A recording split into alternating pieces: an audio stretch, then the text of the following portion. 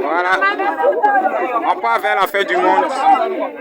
Voilà des gens qui se disent chrétiens encore, qui prennent le nom du Christ. Voilà, le nom du Christ pour se mettre nu, pour traverser les villages. Nous, on peut les prendre comme des sorciers, mais comme ils ont le nom de Jésus dans la bouche, donc on peut se dire qu'on part vers la fin du monde. Donc les gens doivent donner leur vie à Christ, mais pas de cette façon. Voilà. Mais pas de cette façon. Voilà, ce sont des baoulés. Voilà, ils sont baoulés. Les ethnies, c'est baoulés, ils parlent.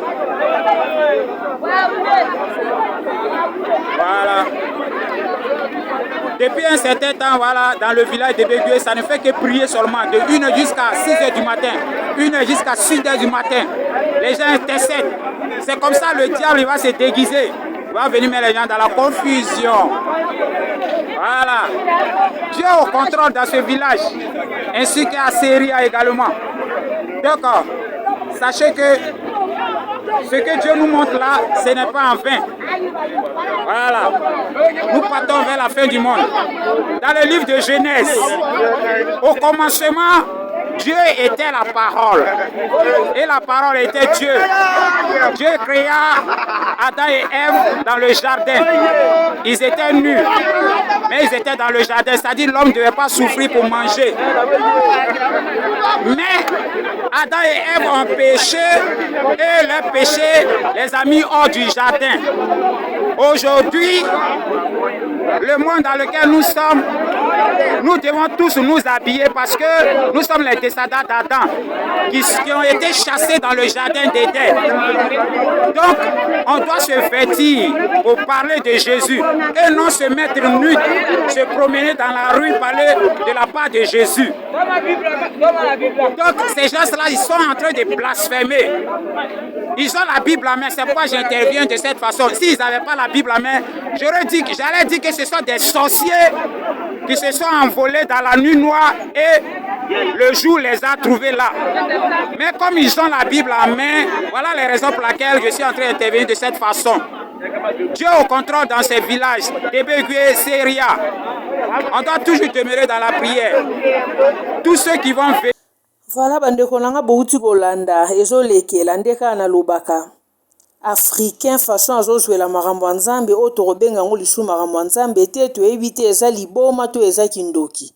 Comment expliquer bato normal bokoki otambola na nzela soi-disant basali na nzambe bazoteya mitakala mwasi na mobali mutakala na mwana na bango ya mukie mobali amemi na mukongo mwasi na Bible en train de crier soi-disant qu'il est en train de prêcher la bonne nouvelle.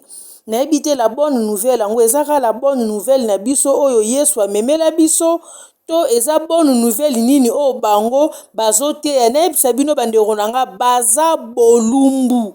Baza ata na kaleson te, baza ata na singa te, mwasi na mobali baza mitakala na mwana na bango bazwi bamemi na mikona na mukongo. Mobali nda amemi mwana baza na kati ya koteya. Fidèles internautes de Mireille Mwamba Télévision, non, ezosala oyo eza choc nayebi te mokili penza ekomi okende na suka. Oyo eza lisu makambo ya nzambe te oyo ekomi kindoki. Bomeka no kotala pasteur oyo soi-disant pasteur oyo na mwasi na ye botala bango bien mitu eza bango ya kodoka.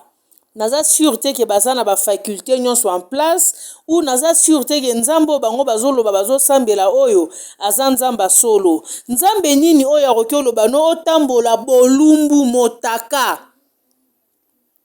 en plein 21e siècle oyo papa na mama mitakala na mwana baza na kati ya koteya liloba nzambe na nzela. Nde bomoni bato batondeli bango wana ezoleka na village ya Begdie. Village ya Begdie eza mboka moko ezalaka na Côte d'Ivoire ya bazobenga bango babaoule. Ba côté kuna côté ya Afrique de l'Ouest. Ezosala makuna esalami kuna epa na bango. Eze epa na biso na Congo te parce que souvent les gens confondent. Bandeko na ngai no oyo eza lisuki bonzambe te façon africain azomemela makambo ya nzambe nayebisaka bino l'autre fois même Dieu lui-même là où il est nzambe ezolekela ye. To nzambe azomona africain topesa nzambe mutu pasi. Africain non moto moyindo compréhension na ye na makambo ya nzambe na ndenge moto moyindo azokota na makambo ya nzambe bandeko na nga oyo ezokoma kindoki na ye moko nzambe azotala azomona ke oyo eza lisunga te. Dieu n'est pas dans ça. Effectivement, Dieu n'est pas dans ça. On nzambe nini akoki otinda yo tambola na nzela motaka. Mama, papa na mwana. Déjà Bible epekisi mwana akoki komona nudité ya ba parents na ete. Siko koma bino nzambo bino bozokende bozoteya batu mwasi na ka Bible liboso azoganga azoparlaka langue kazoteya mobali na sima memi mwana tie mwana na mukongo bango nyonso misatu mitakala mwana azomona nudité na bino. Déjà mwana soka moni nudité ya ba parents na ye c'est de la malédiction. Donc bozo loka déjà mwana na bino moko sans que boyeba wana eza nzambe te. Oyo eza secte moko beza biloko moko ya kindoki biloko moko ya molili ou boza na ba pratique moko boye bokoti mwasi na mobali bozo miyeba te. Ça ce n'est pas Dieu. Ça ce n'est pas Dieu. Dieu n'est pas dans cette histoire. Dieu n'est pas dans ça. Dieu n'est pas dans ce genre de bêtises. Batu mwindu totika no kofingisa nzambe ko batu mwindu tozofingisa nzambe makasi même bamindele ntango baotala biso en tout cas yango basekaka biso moto moyindo penza endimeli na ye ya nzambe façon na ye ya kocomprendre nzambe na ye moko nzambe ezolekela ye.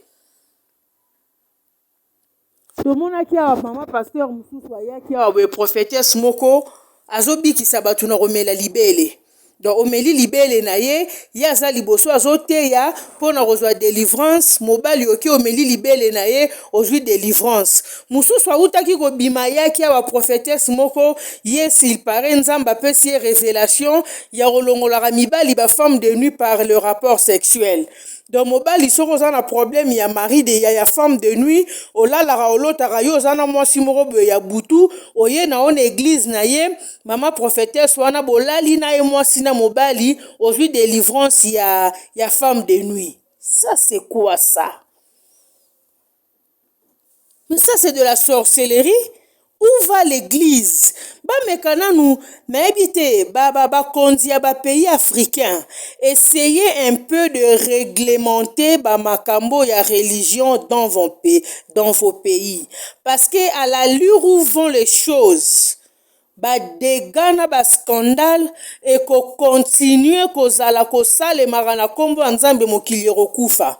Mokili koya kokufa avant kutu ye moko nkolo mokili nzambe azonga aya koboma mokili na ye to aya kozwa batu na ye. Mais batu bango moko déjà na binzambi na bango na façon na bango ya comprendre makambo ya nzambe en désordre bakoboma déjà mokili ya batu ya nzambe. Tozomona dégâts tomona prophète mususu abimi aboyeye azosala bana délivrance na kozikisa batu maya bougie apelisi bougie ale azosopela yo maya bougie wana ya bamoto wana azosopelo maya bougie eswaka siko ozosopela mutu maya bougie wana ebele mutu afongoli elongi bazosopele maya bougie wana moto maya bougie wana soi-disant ezopesa ye délivrance. Et soki kaka wana te prophète mususu abimaki aboye azosala batu délivrance na kisi ya bangungi azosala batu délivrance na insecticide bandeko na ngai azopompe batu insecticide na misu partout na nzoto mobimba azopompe batu insecticide mpona délivrance mususu tomonaki abimeli biso abimela biso awa mususu azoliesa batu bamiseleke te. En Afrique du Sud, pasteur moko sud-africain bamiseleke te ango so azalaki kozwa ngo wapi azoliesa batu bamiseleke te mpona délivrance mutu mwindu. To façon mutu mwindu azomemela makambo ya nzambe mususu abimai awa aza atsumoli libulu akotisi mutu makolo na kati pendant quelques minutes soi-disant délivrance. Mususu abimai awa non en tout cas façon batu bazokende na makambo ya nzambe mokili eke na robeba mokili eke na robeba nzambe azofingisama donc makambo ya nzambe yango ezoyebana mpenza lisusu te. Lelo ebimi oboye lelo ozomona mutu couple mobimba soi-disant ya basali na nzambe bazotambola na nzela bazoteya bolumbu baza liboma te eloko te bavoisin na bango balobi baremarkai kaka bazosambela mingi na kati ya ndako bakobanda osambela banda ntongo ti lobi na ntongo bapemaka te makele na kati ya ndako mwasi na mobali bazosambela bakobanda banda minuit ti 6 heures bakobanda kosambela yango mpe ezalaka na repos te. Ata nzambe alobi prier sans cesse. Prier sans cesse yango eza ya obandi 24 heures sur 24 heures. Non, chaque chose a son temps. Il y a un temps pour prier, il y a un temps pour travailler, il y a un temps pour faire autre chose. Neti batu misusu bakenda bandeko misusu tozala komona na Congo kuna akenda ofanda na permanence à église na osalela nzambe à temps plein. Non, Luka eloko sala andor ya resembela, trouve-toi du travail, trouve-toi un boulot, sois occupé à quelque chose, il y a un temps pour tout. Couple babanda kina nuka kosambela bongo pa soki pe molimo nde ezwi bango molimo nde convaincre bango soki pe ye moko nzambo bango bazosambela nda lobeli bango ke babima babanda koteya babanda ko évangéliser mais bango ko évangéliser yango bazo évangéliser mitakala comme quoi eza ndenge toyelaka na mokili nzamba kelaka biso na bilamba te okoloka te.